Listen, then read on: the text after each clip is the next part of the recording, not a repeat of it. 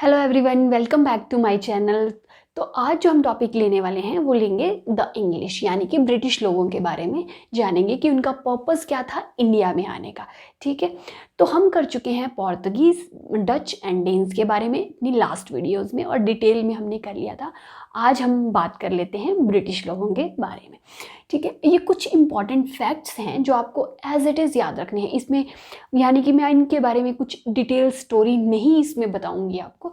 ये as it is facts आपको याद रखने हैं विद डेट्स जो एग्जाम्स में डायरेक्ट पूछे जाते हैं। तो चलिए स्टार्ट करते हैं। जॉन मिडन हॉल, ठीक है, जॉन मिडन हॉल जो थे वो फर्स्ट इंग्लिश मर्चेंट थे जो इंडिया आए थे। ठीक है, यानी कि एक ट्रेडर थे, एक व्यापारी थे जो मतलब ये इंडिया से सामान लेके जाते थे और यूरोप में जाके बेचते थे। तो ये फर्स्ट जॉन मिडल हॉल जो थे ये फर्स्ट इंग्लिश मर्चेंट थे, इंडिया आए थे और आए थे 1599 में ट्रेड करने के लिए। ठीक है, तो ये डेट आप याद रखिए और नाम भी जॉन मिडन हॉल, जो 1599 में इंडिया आए। अब 1611 में ब्रिटिश लोग क्या करते हैं, ट्रेड स्टार्ट कर देते हैं। ठीक है, जो ईस्ट इंडिया, ब्रिटिश की ईस्ट इंडिया कंपनी थी, उसके बारे में हम आगे डिटेल में देखेंगे, लेकिन अभी कुछ फैक्ट्स हैं जो आपको एज इट इज़ याद करने हैं। तो ट्रेड स्टार्ट करना ब्रिटिश ने स्टार्ट किया मसूलीपट्टनम में। ठीक है, और मसूलीपट्टनम में जो फैक्ट्री बनाई गई वो बनाई गई 1616 में। अब ट्रेड करना उन्होंने मसूलीपट्टनम में स्टार्ट कर दिया 1611 में। ठीक है, और 1616 में उन्होंने फैक्ट्री एस्टेब्लिश कर दी मसूलीपट्टनम में। बट अब कुछ लोगों को ये लगता है कि मसूलीपट्टनम में ब्रिटिश लोगों ने फर्स्ट फैक्ट्री एस्टेब्लिश की थी, बट ऐसा नहीं है। फर्स्ट फैक्ट्री एस्टेब्लिश की थी 1613 में और वो की थी सूरत में। ठीक है, तो आपको ये डेट भी एज इट इज़ याद रखनी है कि सूरत में फर्स्ट फैक्ट्री बनाई गई ब्रिटिश लोगों के द्वारा 1613 में। अब देखो, इनकी जो प्रेसिडेंसी थी, यानी कि जो ब्रिटिश लोग थे वो उन्होंने साउथ इंडिया में अलग अपनी प्रेसिडेंसी बना रखी थी। वेस्ट प्रेसिडेंसी अलग थी, वेस्टर्न वाली, ईस्टर्न वाली अलग थी, उनके हेडक्वार्टर्स भी डिफरेंट थे। तो अब हम बात करेंगे जो साउथ की तरफ, इंडिया के साउथ की तरफ जो इनकी प्रेसिडेंसी थी, यानी कि इनका जो फर्स्ट हेडक्वार्टर था साउथ इंडिया में वो था मसूलीपट्टनम में। ठीक है, तो मसूलीपट्टनम में ये बनाते हैं अपना हेडक्वार्टर, जिसको बाद में शिफ्ट कर दिया जाता है मद्रास में, जो आज के टाइम पे चेन्नई है। ठीक है, तो साउथ आप याद रखेंगे कि साउथ प्रेसिडेंसी जो थी उसका हेडक्वार्टर था मसूलीपट्टनम में, बाद में उसको शिफ्ट कर दिया जाता है मद्रास में। ठीक है, और उस हेडक्वार्टर को बाद में क्या बोला जाता है, फोर्ट सेंट जॉर्ज। ठीक है, तो बाद में उसका नाम क्या बन गया, फोर्ट सेंट जॉर्ज। ठीक है, अब बात करते हैं वेस्टर्न प्रेसिडेंसी की। तो वेस्टर्न प्रेसिडेंसी यानी कि वेस्ट वाली तरफ जो प्रेसिडेंसी थी उसका हेडक्वार्टर था सूरत में। ठीक है, सूरत आप याद रखिए, और बाद में इसको शिफ्ट कर दिया गया बॉम्बे में। ठीक है, अब बॉम्बे में शिफ्ट कब किया गया, 1687 में। तो ये भी आपको याद रखना पड़ेगा कि वेस्टर्न प्रेसिडेंसी का हेडक्वार्टर था सूरत में, जिसको बाद में शिफ्ट किया गया बॉम्बे में 1687 में।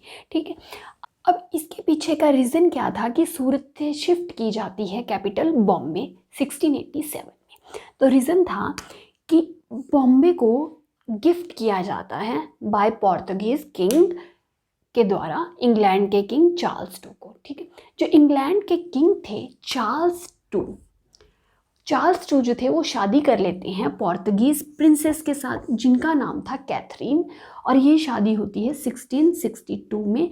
और इस शादी में एज अ डॉरी गिफ्ट कर दिया जाता है पोर्तुगीज किंग के द्वारा बॉम्बे को, किसको, चार्ल्स टू को। ठीक है, अब चार्ल्स टू को बॉम्बे गिफ्ट कर दिया जाता है, जो कि इंग्लैंड के किंग थे। बाद में फिर इसकी जो हेडक्वार्टर्स थे वो सूरत से शिफ्ट कर दिए जाते हैं बॉम्बे में। और जो ईस्ट की तरफ जो फैक्ट्री बनी थी ब्रिटिश लोगों की वो थी हुगली में 1651 में। तो ईस्ट की फैक्ट्री भी आपको याद रखनी है, हुगली में बनी थी 1651 में। तो हमने बात की कुछ इंपॉर्टेंट फैक्ट्स की कि ब्रिटिश पीपल जो इंडिया आए थे वो कहाँ कहाँ पे फैक्ट्रीज एस्टेब्लिश करते हैं और कहाँ कहाँ पे अपनी सेटलमेंट्स को इंक्रीज करते चलते हैं। तो विद डेट्स हमने सारे फैक्ट्स देख लिए हैं। अब हम बात करेंगे ब्रिटिश ईस्ट इंडिया कंपनी की। उसकी फॉर्मेशन कैसे हुई, ठीक है। तो चलिए, ऑन दिसंबर 1600, ठीक है, 31 दिसंबर 1600 में क्या होता है, क्वीन एलिजाबेथ फर्स्ट जो थी वो एक चार्टर इशू करती हैं, और इस चार्टर में एक कंपनी की फॉर्मेशन की जाती है, और उस कंपनी का नाम था governor and company of merchants of London trading into the east Indies, ठीक है। ये नाम था कंपनी का। उस चार्टर से ये एक ट्रेडिंग कंपनी बनाई जाती है, और इस कंपनी को ही बाद में बोला जाता है ब्रिटिश ईस्ट इंडिया कंपनी, ठीक है। लेकिन स्टार्टिंग में इस कंपनी का नाम क्या था, governor and company of merchants of London trading into the east Indies, ठीक है। बाद में इस कंपनी को जो परमिशन दी जाती है वो 15 ईयर्स की मोनोपोली की परमिशन दी जाती है, ग्रांट की जाती है 15 ईयर्स की। बट 1609 में इस कंपनी को एक फ्रेश चार्टर जो है क्वीन एलिजाबेथ इशू करती हैं, और इस कंपनी का टर्म इंक्रीज कर दिया जाता है, और ये वो टर्म इंक्रीज की गई 1609 में। अब कैप्टन विलियम हॉकिंस जो थे, अब ये कैप्टन विलियम हॉकिंस जो थे वो कौन थे बेसिक, ये एक रिप्रेजेंटेटिव थे ईस्ट इंडिया कंपनी के। ये जो कंपनी बनाई गई थी, ठीक है, इनके एक रिप्रेजेंटेटिव थे जो आए थे एज ए एम्बेसडर। इनको भेजा गया जहांगीर कोर्ट में 1609 में।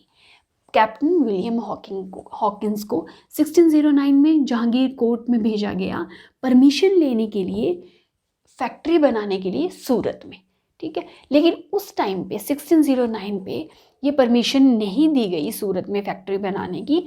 बाद में जो जहांगीर थे वो एक फरमान इशू करते हैं 1613 में, और परमिशन दे दी जाती है फैक्ट्री बनाने की सूरत में, जो कि एस्टेब्लिश हुई थी 1613 में सूरत में, ठीक है। जो हमने लास्ट फैक्ट्स में देखा था कि फर्स्ट फैक्ट्री बनाई गई सूरत में।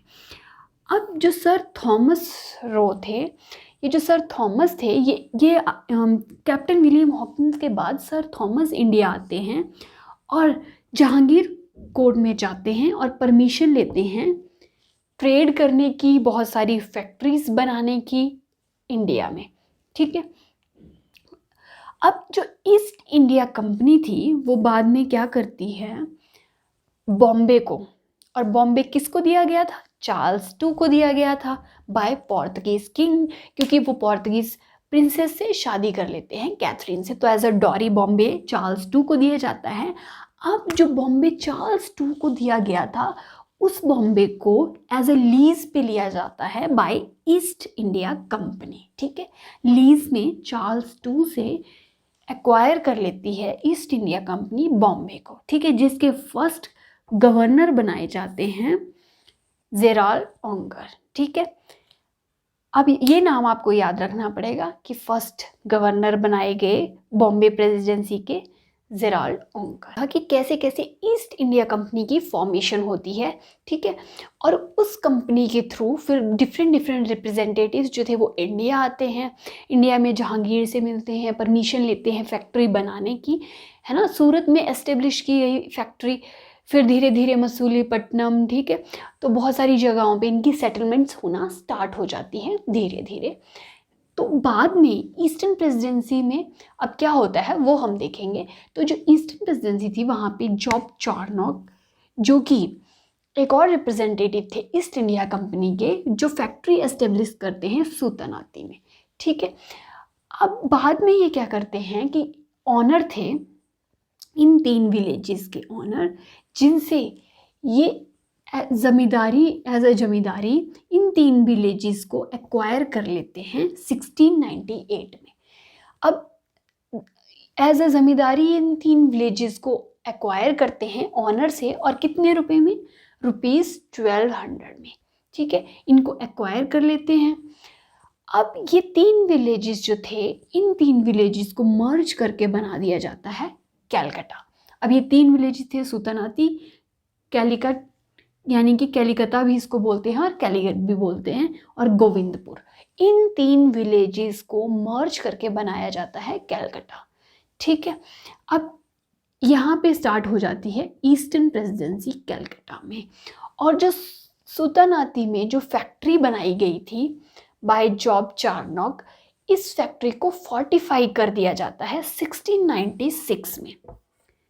इसको एक फोर्ट बना दिया जाता है 1696 में, जिस फोर्ट को बोला जाता है फोर्ट विलियम। ठीक है, अब ये जो फोर्ट विलियम नाम रखा गया, ये रखा गया 1700 में।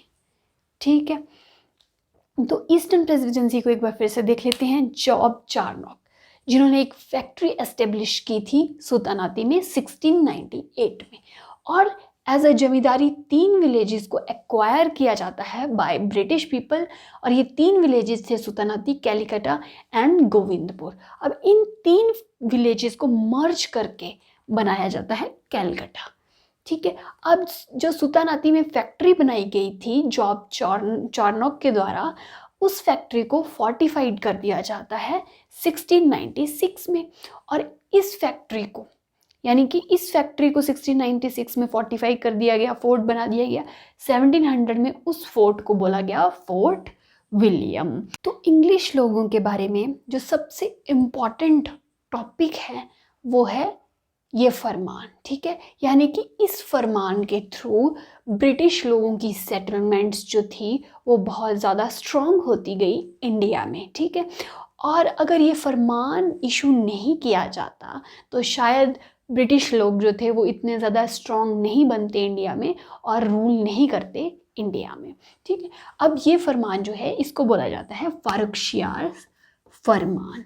ठीक है, यानी कि फारुखशियार जो थे वो एक मुग़ल एम्परर थे, मुग़ल रूलर थे, जिन्होंने एक फरमान जारी किया। ठीक है, अब ये जो फारुखशियार थे इनके बारे में पहले हम जान लेते हैं।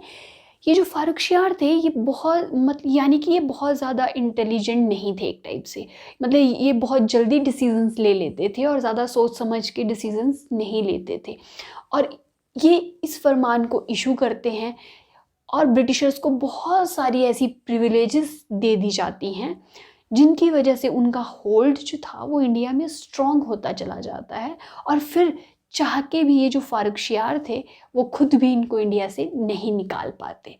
ठीक है, अब देख लेते हैं कि इस फरमान में क्या क्या बोला गया। तो फारुखशियार जो कि मुग़ल रूलर थे, उन्होंने एक वैल्यूएबल प्रिविलेजेस दी ईस्ट इंडिया कंपनी को। ठीक, जो कि इंग्लिश ईस्ट इंडिया कंपनी थी उसको एक वैल्यूएबल प्रिविलेजेस दी गई, और ये प्रिविलेजेस बंगाल, गुजरात, हैदराबाद के रीजन्स के लिए दी गई। अब ये प्रिविलेजेस क्या क्या थी? बंगाल में प्रिविलेज जो दी गई, सारी कस्टम ड्यूटीज से फ्री कर दिया गया ब्रिटिश लोगों को, यानी कि ईस्ट इंडिया कंपनी को। ठीक है, तो कस्टम ड्यूटी से फ्री कर दिया गया। सिर्फ एनुअल पेमेंट ली जाती थी ₹3000। ठीक है, एनुअल पेमेंट ली जाती थी बंगाल में 3000, और जितनी भी एक्सपोर्ट इंपोर्ट पे जो भी कस्टम ड्यूटीज़ लगती थी एक्सपोर्ट करने पे, वो सारी फ्री, सबसे फ्री कर दिया गया। ठीक है, अब हैदराबाद की बात करते हैं। हैदराबाद में सारी ड्यूटीज़ से फ्री कर दिया जाता है ईस्ट इंडिया कंपनी को, बट मद्रास जो था, जो कि आज के टाइम पे चेन्नई है, वो उससे रेंट पे जो था, रेंट लिया जाता था, कस्टम ड्यूटीज़ ली जाती थी मद्रास में, बट हैदराबाद में कोई भी कस्टम ड्यूटी नहीं ली जाती थी। अब बात करते हैं सूरत की। सूरत में कोई कस्टम ड्यूटी नहीं ली जाती थी, सिर्फ 10,000 एनुअल पेमेंट ली जाती थी। इतने सारे एरियाज़ में उनकी कस्टम ड्यूटी को फ्री कर दिया गया। ठीक है, उनसे कोई कस्टम ड्यूटी नहीं ली जाती थी, सिर्फ एनुअल पेमेंट कुछ एरियाज़ के ली जाती थी। अब उनको एक और परमिशन दी गई पासेस इशू करने की। अब ये पासेस जो थे वो इशू किए जाते थे रूलर्स के थ्रू। ठीक है, जितने भी एक्सपोर्ट इंपोर्ट होते थे दूसरी कंट्रीज़ के, ठीक है, जब वो आते थे शिप्स के थ्रू आते थे तो उनको पासेस दिए जाते थे। अब ये पासेस जो इशू करने की पावर थी वो ब्रिटिश लोगों को दे दी गई इस फरमान के थ्रू। उसके बाद परमिशन दी जाती है उनको अपनी खुद की करेंसी बनाने की, खुद के कॉइन्स इशू करने की। तो अब उनको ज़रूरत नहीं थी इंडिया के कॉइन्स चलाने की, उनके पास पावर थी कि वो अपनी खुद की करेंसी को इशू कर सकते हैं। तो ये सारी पावर्स दी गई इस फरमान में, और इस फरमान के थ्रू फिर ब्रिटिशर्स जो थे वो और ज़्यादा स्ट्रॉन्ग होते गए, और ज़्यादा अपनी सेटलमेंट्स को इंक्रीज़ करते गए इंडिया में। और फिर धीरे धीरे जो था उनका एक रूल बनने लग पड़ा इंडिया पे। अब इन्होंने देखो पोर्तुगीज़ भी कॉन्फाइन कर दिए एक साइड, डच भी इंडोनेशिया में सीमित हो गए, ठीक है। अब इनको अपना और ज़्यादा होल्ड बनाने के लिए इंडिया में किसको निकालना था इंडिया से? फ्रेंच लोगों को निकालना था इंडिया से, ताकि इनका एक ज़्यादा स्ट्रॉन्ग होल्ड हो सके इंडिया पे। अब हम नेक्स्ट वीडियो में देखेंगे कि कैसे कैसे राइवलरी स्टार्ट होती है ब्रिटिश और फ्रेंच लोगों के बीच में, ठीक है, और कैसे फिर फ्रेंच जो हैं इंडिया को छोड़ के जाते हैं और ब्रिटिश जो है अपना रूल स्टार्ट कर देते हैं इंडिया में। तो ये हम देखेंगे अब नेक्स्ट वीडियो में। आज के लिए आपको सारे ये फैक्ट्स याद रखने हैं कि ब्रिटिश लोग, क्योंकि ये प्रिलिमिनरी एग्ज़ाम्स में इससे बहुत क्वेश्चन पूछे जाते हैं, डायरेक्ट क्वेश्चंस भी पूछे जाते हैं कि कौन सी प्रेसिडेंसी के हेडक्वार्टर्स कहाँ पे थे ईस्टर्न के, बाद में इनको चेंज कर दिया गया, ठीक है, किस फोर्ट का क्या नाम रखा गया, ये सब इम्पॉर्टेंट है। तो आज के लिए फिर द इंग्लिश में इतना ही हम करेंगे, मिलते हैं नेक्स्ट वीडियो में, तब तक के लिए थैंक यू।